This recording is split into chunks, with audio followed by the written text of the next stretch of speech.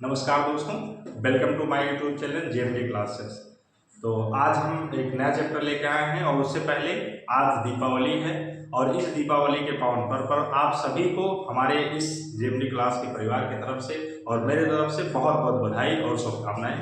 आप सभी लोग और आगे बढ़िए और खूब अच्छे से पढ़िए और हाई स्कूल के इस एग्जाम में 2026 वाले में बहुत अच्छे नंबर लेकर आइए, ये हमारी शुभकामनाएं हैं। चलिए तो हम क्लास को स्टार्ट करते हैं और ये हमारी दूसरी क्लास है वास्तविक संख्या की, जिसमें हम आज 5 से 6 प्रश्नों को हल करेंगे। तो चलिए आइए पहला सवाल देखते हैं क्या है बेटा। देखिए लिखा हुआ है पहला सवाल लिखा हुआ है कि परमीय संख्या इतना 14,587/1250 का दशमलव प्रसार निम्नलिखित किन दशमलव स्थानों के बाद समाप्त हो जाएगा। यानी कि इसमें हमें ये केवल बताना है कि यदि इसको हम सॉल्व किया जाए तो जो नंबर आएगा वो दशमलव में आएगा और वो दशमलव कितने अंकों तक रहेगा उसके बाद समाप्त हो जाएगा। ठीक है, तो इसको हम देखते हैं। तो सबसे पहले सॉल्व करने के लिए क्या करते हैं बेटा, देखिए सबसे पहले लिखा हुआ है 4 5 8 7। तो सबसे पहले जो नीचे लिखा हुआ है इसको हम सॉल्व करते हैं। तो यदि हम इसको सॉल्व करेंगे तो इसकी जो वैल्यू आएगी वो 2 गुणे 5 की पावर 4। या आप नहीं समझे कि ये कैसे आया तो सबसे पहले ऐसे लिख लेते हैं 12 5 2 का ऐसे एलसीएम निकाल लेते हैं। तो 2 का एलसीएम निकालेंगे और ऐसा हम क्यों कर रहे हैं, क्योंकि अगर ये दशमलव है इसको डिवाइड इससे किया जाए तो आएगा, लेकिन हम इससे पहले इसको ऐसे कर लेते हैं। अगर जैसे समझिए अगर इसके नीचे 1000 लिखा होता, क्या लिखा होता बेटा 1000, यानी कि 00 लिखा होता तो 3 जीरो है तो यहाँ पर हम 3 अंकों पे दशमलव लगा देते। अगर 2 ही जीरो होता तो 2 अंकों पे लगा देते, अगर 4 जीरो होता तो 4 पे लगा देते। ठीक है, तो इसके लिए हम सबसे पहले इसको तोड़ते हैं। तो इसको तोड़ने के लिए हम क्या करते हैं बेटा, और वो इसका एलसीएम निकालते हैं किसका 1250 का। ठीक है, तो इसका गुणनखंड करते हैं। गुणनखंड करेंगे तो देखिए 2 से करेंगे, 2 छक्के 12 और कितना बचा 5, तो 2 12 हो गया। ठीक है, तो 2 दूनी 4, 2 दूनी 4 और 0। ठीक है, आगे 2 दूनी 4 और 2 पंचे 10, 625। फिर 2 से करेंगे, 2 से नहीं होगा 5 से होगा। किससे होगा 5 से होगा। तो 5 से 5 एकम 5, 5 दूनी 10, 5 25, फिर 5 से 25, फिर 5 से 5, फिर 5 से 1। तो कितनी बार आया 5, 5 4 बार आया और 2 1 बार आया। तो इसको मिटा देते हैं, यहाँ लिखते हैं 2 की पावर 1 और 5 की पावर 4। ठीक, अच्छा बताइए 1 0 10 जो है, यानी कि 1 जीरो कब बनता है, जब 2 और 5 मल्टीप्लाई करता है तब 1 जीरो आता है। कितने जीरो आते हैं 1 जीरो आते हैं। जब 1 5 और 1 2 की गुणा करते हैं तो 1 जीरो आता है। ठीक है, अगर हम इसी प्रकार से 2 और 2 5 की गुणा करेंगे तो हमें 2 जीरो आएगा। कितना आएगा 2 जीरो आएगा। कितने जीरो आएंगे 2 जीरो आएंगे। ठीक है, अगर हम इसी को 2 से 3 बार दोहराते हैं, यानी कि 3 5 और 3 2 होगा तो कितने जीरो आएंगे उसमें 3 जीरो आएंगे। कितने जीरो आएंगे बेटा 3 जीरो आएंगे। ठीक है, अब उसी प्रकार से ये समझिए कि ये जो यहाँ लिखा हुआ है 2 केवल 1 है और 5 जो है वो 4 बार है। ठीक है, तो हम यहाँ ऊपर नीचे मल्टीप्लाई कर देते हैं 2 की पावर 3 से और यहाँ भी 2 की पावर 3 से, क्योंकि जितने का मल्टीप्लाई हमने नीचे किया है उतने का मल्टीप्लाई ऊपर कर दिया, तो इसका वैल्यू 1 होगी। अब देखिए यहाँ 3 और यहाँ 1, तो ये हो गया 14 8 5 7 गुणे 2 की पावर 3 है तो कितना हो जाएगा 8 बटे का ये 2 की पावर कितनी हो जाएगी 4 और 5 की पावर कितनी हो जाएगी 4। ये 5 2 भी 4 बार है और 5 भी 4 बार है, तो नीचे कितने जीरो आएंगे बेटा, आपको हमने बताया अगर 1 बार है तो 1 जीरो, 2 बार है तो 2 जीरो और 4 बार है तो 4 जीरो। अब 8 से इसकी मल्टीप्लाई कर लीजिए, 8 से इसकी मल्टीप्लाई करें तो 8 7 56 के 6 हासिल आएगा 8 8 64, 64 और 5 कितना हो गया 69 हासिल आई 6।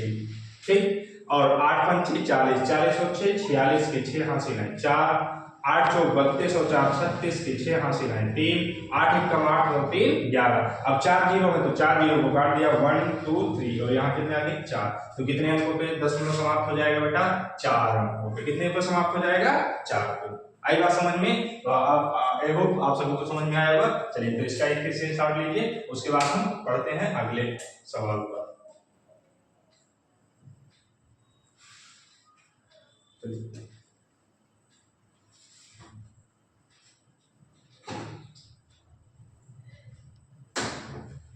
ठीक, चलिए तो आप सभी लोग स्क्रीनशॉट ले लीजिए, चलते हैं बढ़ते हैं अगले सवाल पर बेटा।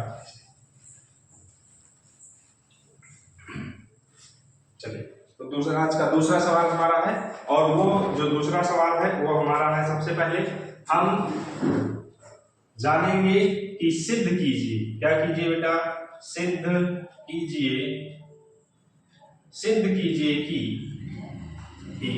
√2 एक अपरिमेय संख्या है, एक अपरिमेय संख्या है, एक अपरिमेय संख्या। ठीक है, चलिए तो ये जो सवाल है बेटा, ये हर बार एग्जाम में आता है, इस बार भी आएगा और हर बार आता है। ठीक है, पहली बात आप ये समझ लीजिए, अगर आप इसको सिद्ध कर लिए तो आगे जितने भी सवाल हैं इसमें, चाहे वो √+2 होगा, √-2 होगा, चाहे प्लस होगा चाहे माइनस होगा, एक बात आप समझ लीजिए कि जितनी भी अपरिमेय संख्याएं हैं उनमें या माइनस करो या प्लस करो, ठीक है, या गुणा करो या डिवाइड करो, या क्या करो, डिवाइड करो, इन सभी करने से वो संख्या हमेशा अपरिमेय ही रहती है। क्या रहती है, अपरिमेय ही रहती है, बशर्ते वही नंबर ना हो जाए। जैसे अगर √2 मल्टीप्लाई √2 कर दोगे तो इसका मतलब 2 आएगा, ये परिमेय हो जाएगी, ये नहीं होना चाहिए। अगर यहाँ आप 3 कर देते हैं, क्या कर देते हैं, 3 कर देते हैं तो हो जाएगा 3√2,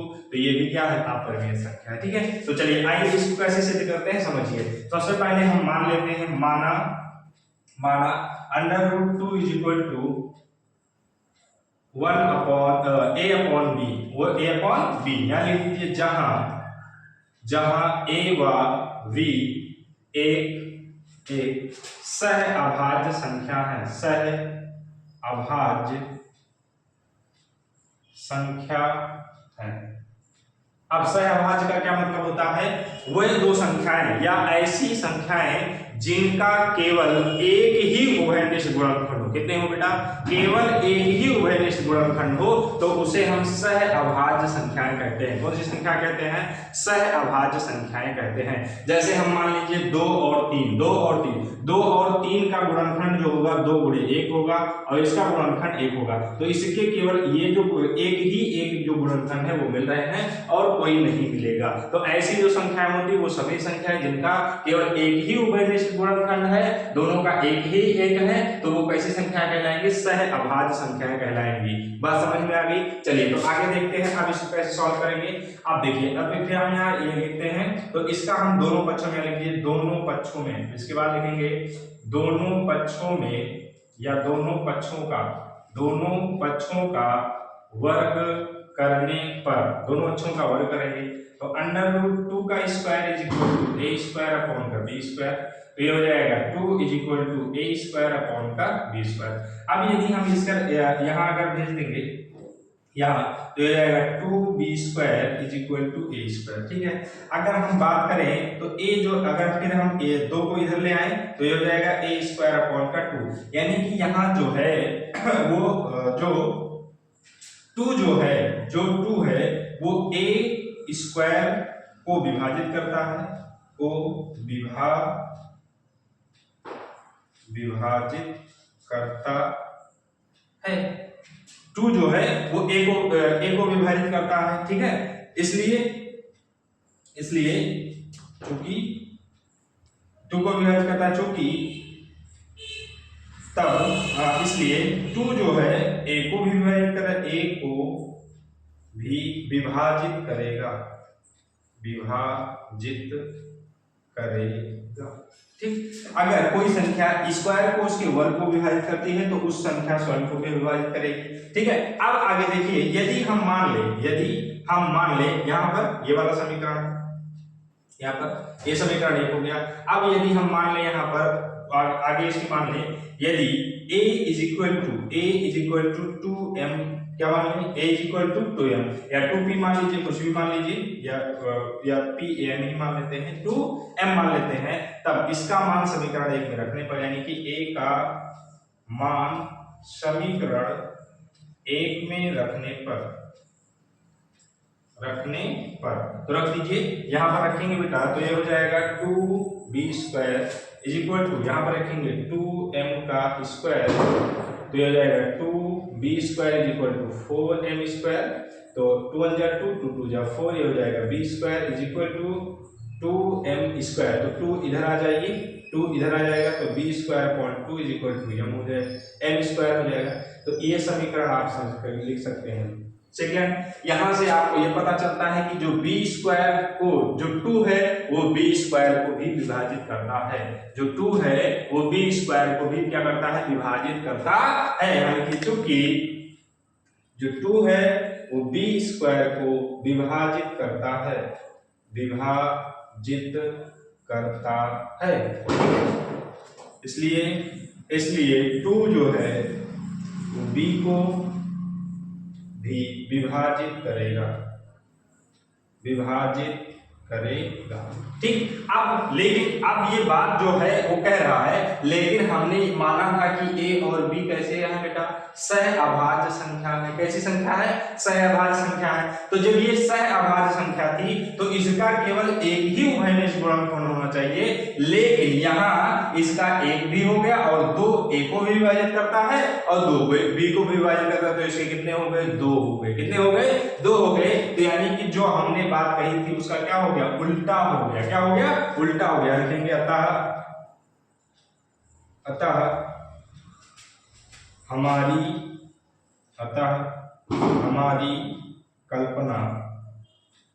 कल्पना असत्य है। क्या है, असत्य है। इसलिए √2 एक अपरिमेय संख्या है, अपरिमेय संख्या है। कैसी संख्या बेटा, अपरिमेय संख्या है। ठीक है, आई बात समझ में। चलिए इसको नोट कर लीजिए या स्क्रीनशॉट ले लीजिए, उसके बाद अगला सवाल। ठीक, तो आप इस तरीके से, यानी कि जब हम केवल एक ही नंबर को अपरिमेय संख्या को सिद्ध करेंगे तो हमें केवल और केवल लिखना है सहअभाज्य संख्या, और सहअभाज्य संख्याओं को इस तरीके से सॉल्व करना है। अब इस पे चाहे यहाँ पर √3 वाला हो, है ना, √3 वाला सॉल्व करना हो, √5 वाला सॉल्व करना हो, √7 वाला सॉल्व करना हो, ये सभी एक ही मेथड से, यानी कि इसी वाले मेथड से सारे सॉल्व हो जाएंगे। बस यही इतनी सी बात आपको, ये वाला फॉर्मेट आपको लिखना है, उसके बाद और कुछ नहीं करना है। चलिए इसका स्क्रीनशॉट ले लीजिए, फिर हम प्लस वाला और माइनस वाला भी सॉल्व करते हैं। चलिए, आई होप आपने स्क्रीनशॉट ले लिया होगा। चलिए इसको उठाते हैं, फिर आगे अगला सवाल। दूसरा सवाल है हमारा, चलिए लिखा हुआ है सवाल नंबर 3। हम लिखते हैं √5 प्लस √3 सिद्ध कीजिए। सबसे पहले क्या लिखा होगा, सिद्ध कीजिए। क्या सिद्ध कीजिए, 5 प्लस √3 एक अपरिमेय संख्या है, एक अपरिमेय संख्या है। ठीक है, ये हमें सिद्ध करना है। ठीक है, तो ये बड़ा आसान सा है, हमें कुछ नहीं करना है, सीधी सी बात। माना, पहले से तुरंत मान लेना है 5 plus √2 is equal to a upon b। यानी कीजिए जहां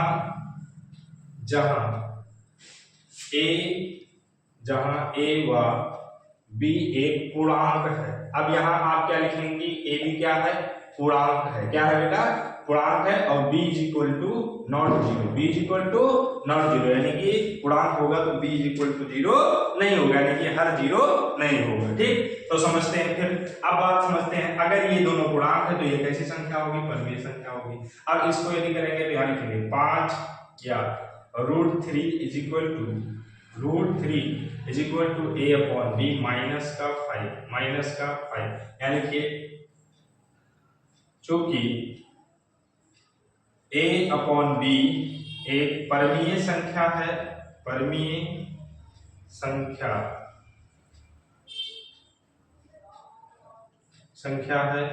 तब a अपॉन b माइनस 5 भी एक परिमेय संख्या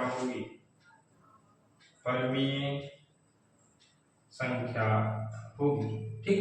यदि a अपॉन b एक परिमेय संख्या है तो इसमें से 5 घटा दोगे तब भी वो परिमेय संख्या ही रहेगी। ठीक है, लेकिन √3 एक अपरिमेय संख्या है। कैसी संख्या है बेटा? अपरिमेय संख्या है। ठीक है, इसलिए √3 is not equal to a/b-5। अतः हमारी कल्पना असत्य है। इसलिए 5 + √3 एक अपरिमेय संख्या है।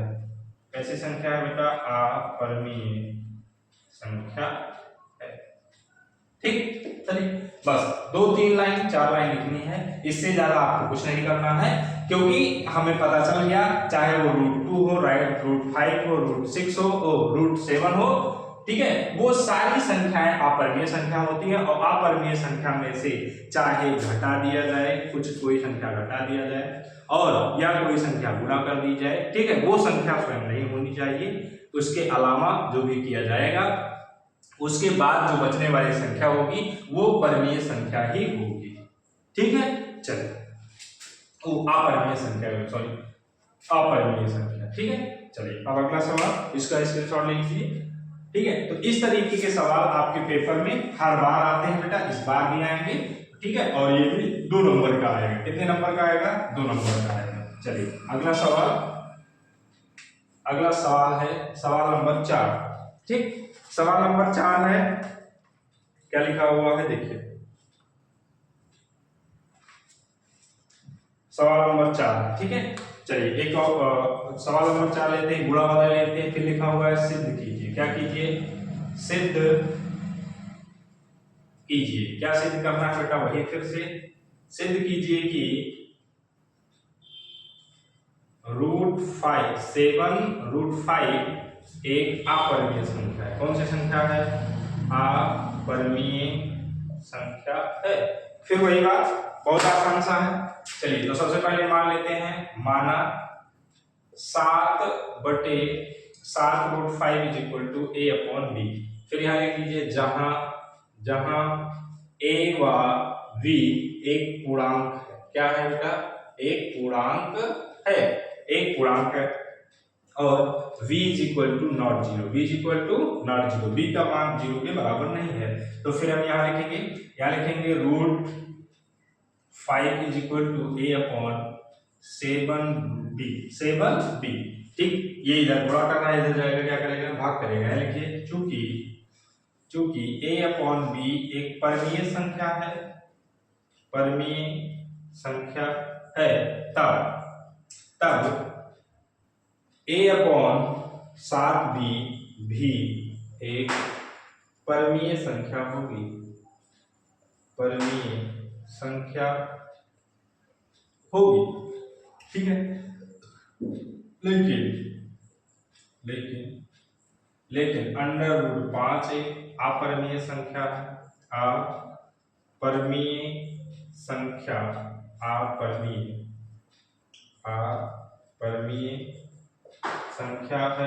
अपरिमेय संख्या है।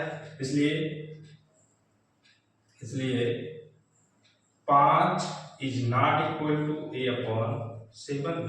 क्योंकि एक अपरिमेय संख्या और परिमेय संख्या कभी बराबर नहीं हो सकती। अतः जो हमने कहा है, हमारी कल्पना कौन सी? क्या बेटा? हमारी कल्पना, जो हमने कल्पना की कि इसके बराबर होगा, कल्पना क्या है? असत्य है।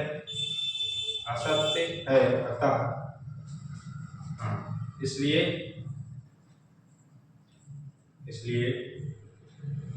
7/5 भी एक अपरिमेय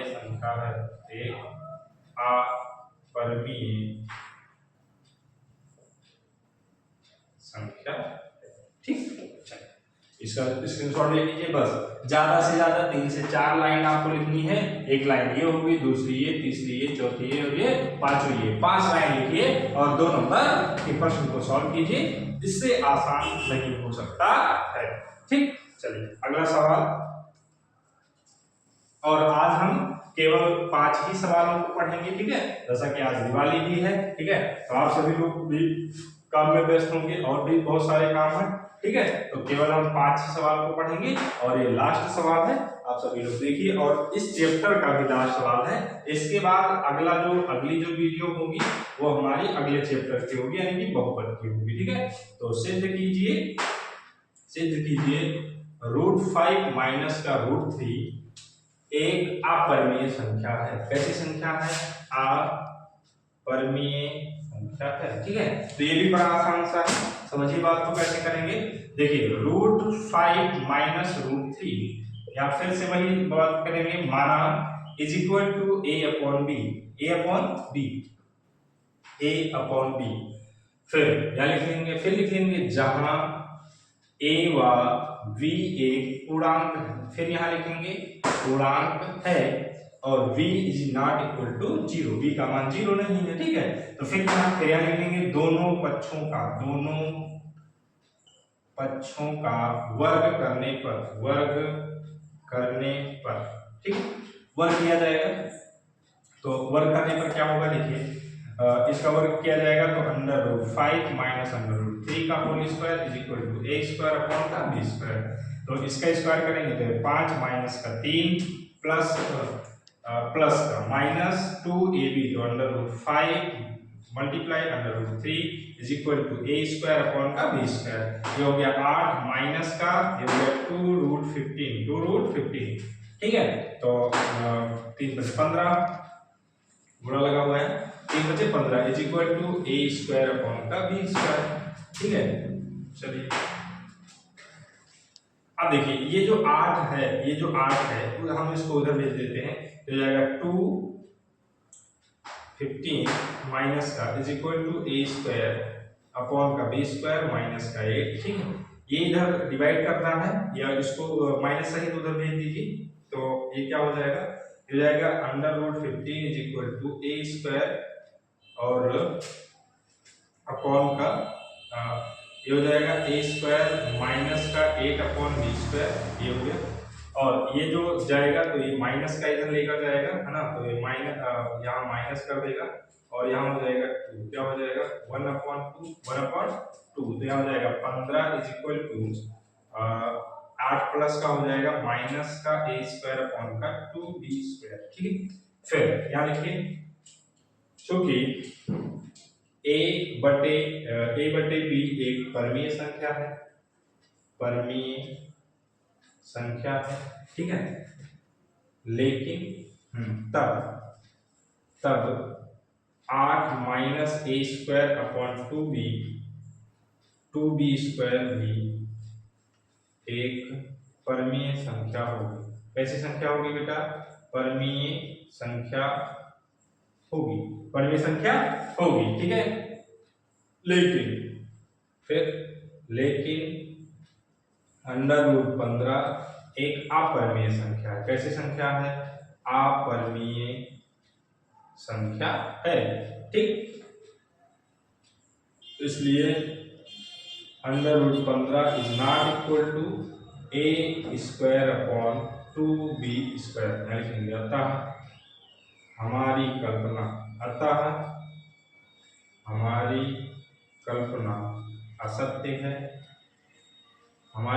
असत्य है। इसलिए